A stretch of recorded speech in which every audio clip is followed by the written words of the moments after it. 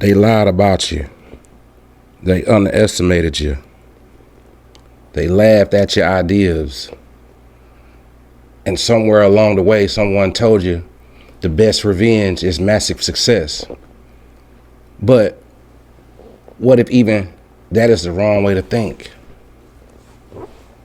I'm C.J. Everson, the Jewish skeptic, and today I want to challenge a quote that millions of people repeat without ever questioning it. One of the strangest things about human beings is that we'll question a scientist, a politician, or even a religious leader. But if a famous person says something, we frame it, post it online, and treat it like wisdom.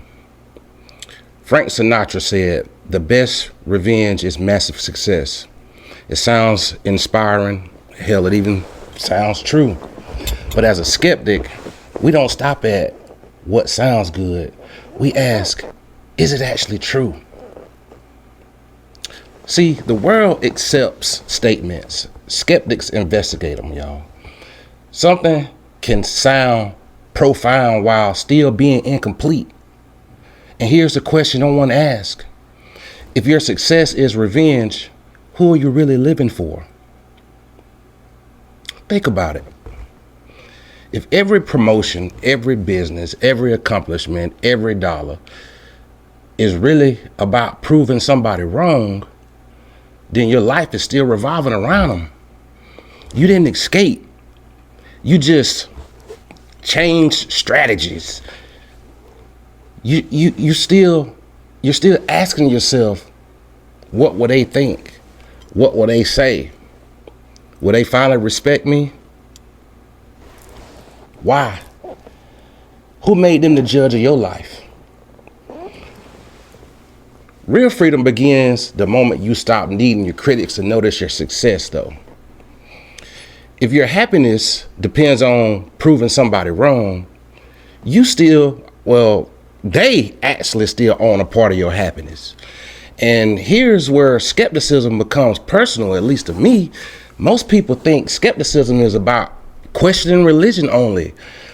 I think it's about questioning yourself. I challenge Christians to examine their beliefs. I even challenge atheists to examine theirs. So why wouldn't I challenge my own motivations? I mean, ask yourself honestly, why did I want this career? Why do I want more money? Why do I want a bigger audience? Why do I want success? If the answer is, I want to make someone regret doubting me, then you ain't pursuing the truth. You're pursuing emotional validation.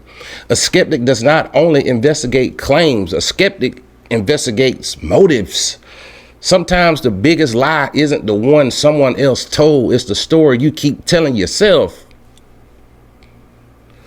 Now here's the part almost everyone, well, nobody don't talk about this. Revenge has a expiration date. Purpose doesn't. Let me break it down. Let's imagine tomorrow, every person who doubted you disappeared. Every critic, every troll, every family member who said you couldn't do it. Would you still chase the same goals? If the answer is no, then your life wasn't built on purpose. It was built on revenge.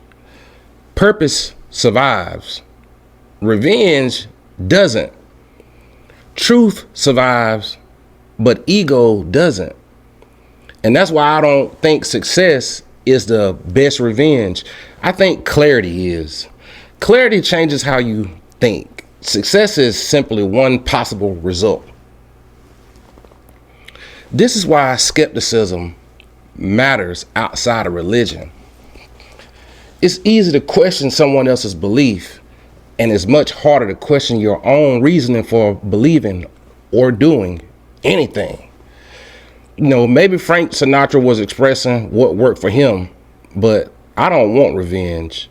I don't need people to regret leaving. I don't need people to admit that they were wrong. I don't need applause from people who never believed in me. But what I want is to know that I'm living according to what's true.